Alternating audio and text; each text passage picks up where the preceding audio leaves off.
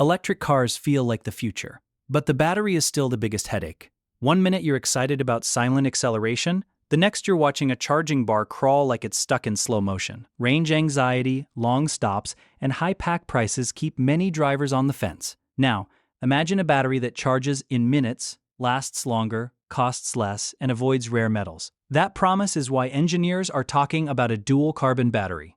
Stay with me because once you understand how it works, you'll see why 2023 became a turning point for this idea, quietly worldwide. The EV battery bottleneck. Electric vehicles are cheaper, and the driving experience is hard to beat.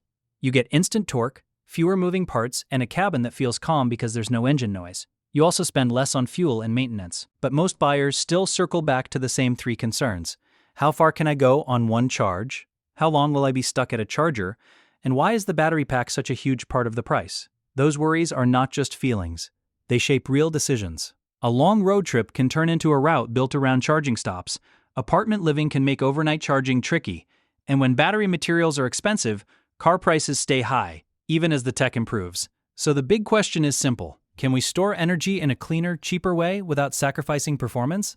That question is why engineers keep hunting for alternatives to today's most common lithium-ion chemistry. Lithium-ion works well, but it depends on materials that can be costly, hard to source, or linked to messy supply chains. If the world wants millions of EVs, plus batteries for homes and grids, the math gets intense. We need more batteries, more factories, and more feedstock.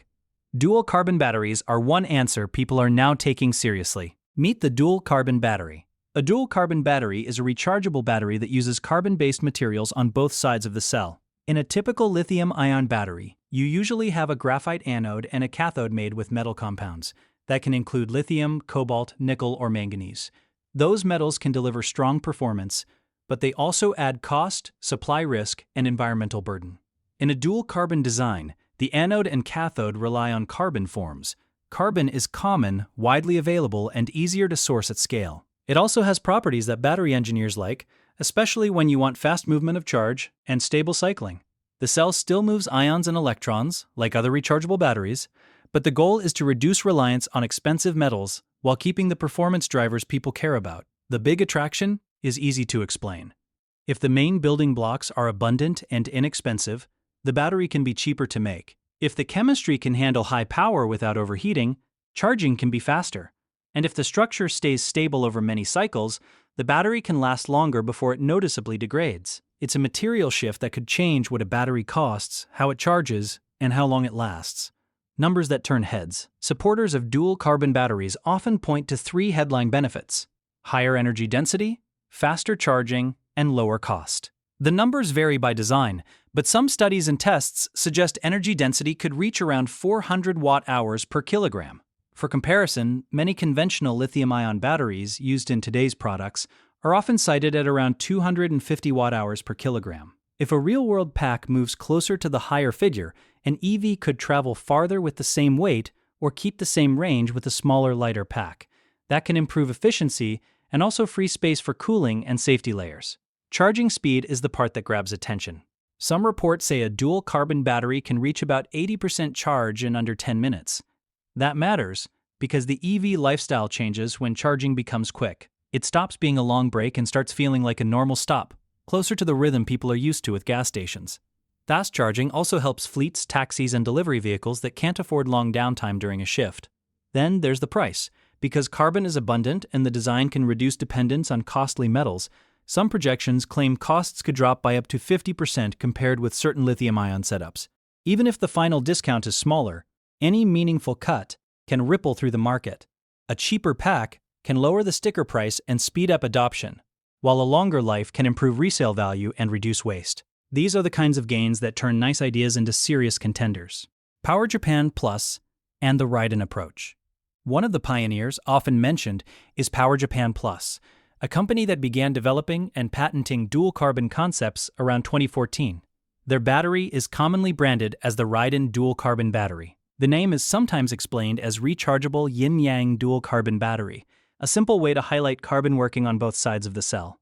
Their pitch is built around safety, durability, and sustainability. If the chemistry is less prone to runaway heating, it can reduce fear around battery packs and make thermal management simpler.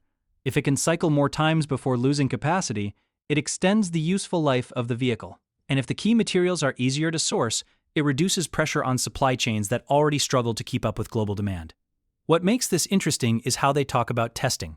Power Japan Plus has partnered with organizations to put the idea into real applications.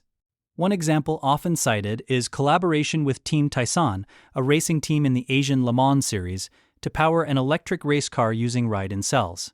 Racing stresses a battery with sharp bursts of power and heavy heat loads. Another example is working with Kyushu University in Japan on an electric bus platform using the same dual carbon idea. Buses are demanding because they run long routes, stop often, carry heavy loads, and must be ready every day. Those tests help reveal what works, what breaks, and what needs refinement. Nawa Technologies and a carbon nanotube twist. Another company tied to the carbon wave is Nawa Technologies, a French firm founded in 2013. Their approach is a little different. Instead of positioning only a full battery chemistry, they focus on the electrode itself, aiming to upgrade how batteries charge and deliver power across many use cases. Nawa's signature concept is the ultra-fast carbon electrode, shortened to UFC. It uses a structure constructed from vertically aligned carbon nanotubes, often described as a Vacuum T design. Picture a dense forest of microscopic tubes standing upright. That geometry can offer a huge active surface and shorter pathways for charge to move, which helps reduce internal resistance and heat. The company has shared ambitious targets for this kind of electrode. Claims often repeated include up to a 10-fold increase in power, about a 3 times boost in energy storage, and around 5 times longer cycle life, depending on the cell design. They also translate that into a clear EV dream. Ranges close to 1,000 kilometers, with charging to 80% potentially around 5 minutes. They say the approach can reduce the carbon footprint and cost of battery production while boosting performance. Even if real products land below the best-case figures, the direction is clear: faster charging, higher power, and longer life with less impact from scarce metals. What could slow it down and what it could unlock? Now for the reality check. Battery breakthroughs do not become mass products overnight. A chemical must behave the same way in millions of cells, not just in a lab sample. Manufacturing has to be stable, repeatable, and affordable.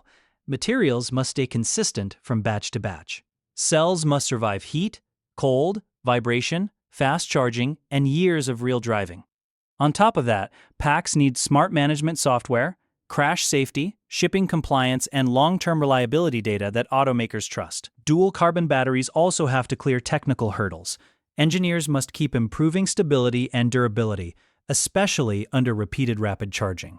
They have to optimize cell design so performance stays steady across seasons and driving styles. And then come market barriers: safety standards, certification rules, consumer acceptance, recycling pathways, insurance concerns,